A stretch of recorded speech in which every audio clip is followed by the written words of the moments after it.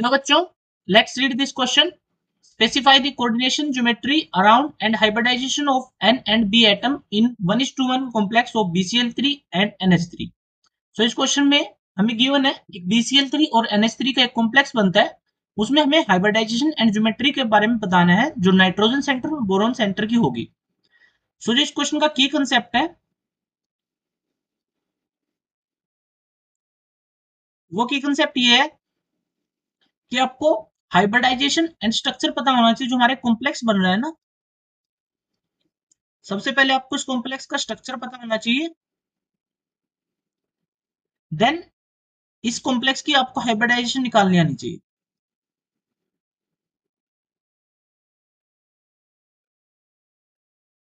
आइए मैं आपको बताता हूं इस क्वेश्चन को कैसे सोल्व करेंगे. जो हमारा BCl3 है, BCl3 एक लुईस एसिड है क्योंकि बोरोन के ऑक्टेट में 6 इलेक्ट्रॉन है क्योंकि उसने 3 बॉन्ड फॉर्म किया है, तो एक लुईस एसिड है.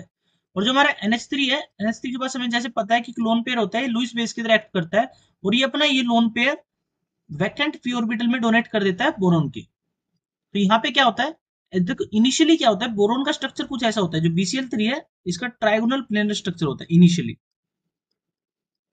और NH3 का इनिशियल स्ट्रक्चर होता है पिरामिडल, कुछ इस तरह. ये होते हैं इनिशियल स्ट्रक्चर. बट जब ये कॉम्प्लेक्स फॉर्म होता है तो ये वाले लोन पेयर है, ये वाले लोन पेयर नाइट्रोजन डोनेट करता है बोरोन के वैकेंट पी ऑर्बिटल में. बोरोन के पास क्या है, वैकेंट पी.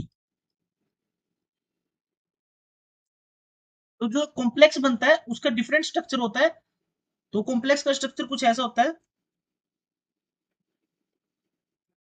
यहाँ पे 3 क्लोरीन और ये कोऑर्डिनेट बॉन्ड बना है जो हमारा नाइट्रोजन ने क्या किया, लोन पे डोनेट किया बोरोन के वैकेंट पी में. तो ये हमारा कुछ इस तरह का कॉम्प्लेक्स बन जाता है.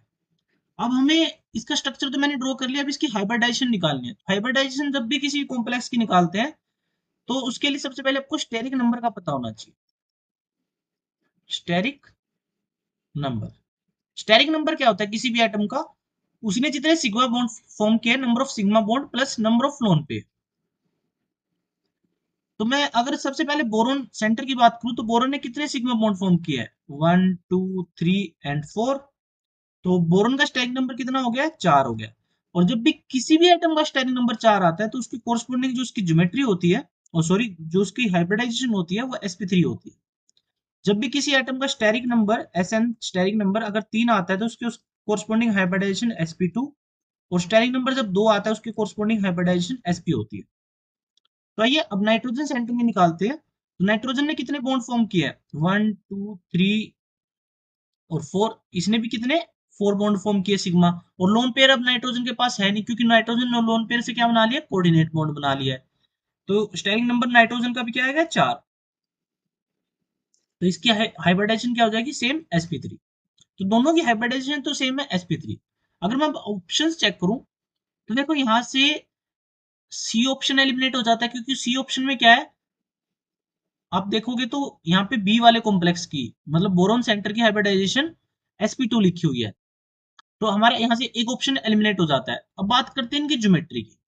इनिशियल अगर मैं देखूं तो BCl3 की ज्योमेट्री होती है ट्राइगोनल प्लेनर, ट्राइगोनल प्लेनर. ये इनिशियल ज्योमेट्री की बात है. और NH3 की जैसे मैंने आपको बताया पिरामिडल. बट जब ये कॉम्प्लेक्स फॉर्म करते हैं तो देखो इसका स्टेरिक नंबर स्टार्टिंग में 3 था क्योंकि 3 सिग्मा बॉन्ड है BCl3 के, और इसका स्टेरिक नंबर था 4 क्योंकि 3 सिग्मा बॉन्ड है और एक लोन पेयर है NH3 का. बट जैसे इसने कोऑर्डिनेट बॉन्ड फॉर्म किया तो इसका स्ट्रक्चर चेंज हो गया, इनका स्टेरिक नंबर चेंज हो गया, तो इनकी जो ज्योमेट्री है वो भी चेंज हो जाएगी. अब इस कॉम्प्लेक्स में अगर मैं देखूं तो दोनों की ज्योमेट्री होती है ना, टेट्राहेड्रल बनती है, टेट्राहेड्रल. क्योंकि दोनों का स्टेरिक नंबर क्या है, 4 है, और 4 के कोरस्पोंडिंग जो हाइब्रिडाइजेशन होगी sp3, और जो ज्योमेट्री होगी वो टेट्राहेड्रल होगी क्योंकि ना तो बोरोन सेंटर के पास लोन पेयर है ना नाइट्रोजन सेंटर के लोन पेयर है. तो इनिशियल BCl3 की थी ट्राइगोनल प्लेनर और बाद में क्या होगी टेट्राहेड्रल. इनिशियली NH3 की क्या थी, पिरामिडल, और बाद में क्या होगी, टेट्राहेड्रल होगी. तो अगर मैं ऑप्शन चेक करूं तो option A is the correct answer for the given question. Nitrogen की टेट्राहेड्रल और sp3 हाइब्रिडाइजेशन, बोरोन की टेट्राहेड्रल और sp3 हाइब्रिडाइजेशन. बी वाला ऑप्शन इनकरेक्ट है क्योंकि नाइट्रोजन की पिरामिडल इनिशियल थी और बोरॉन की तो पिरामिडल ना इनिशियल थी ना फाइनल थी।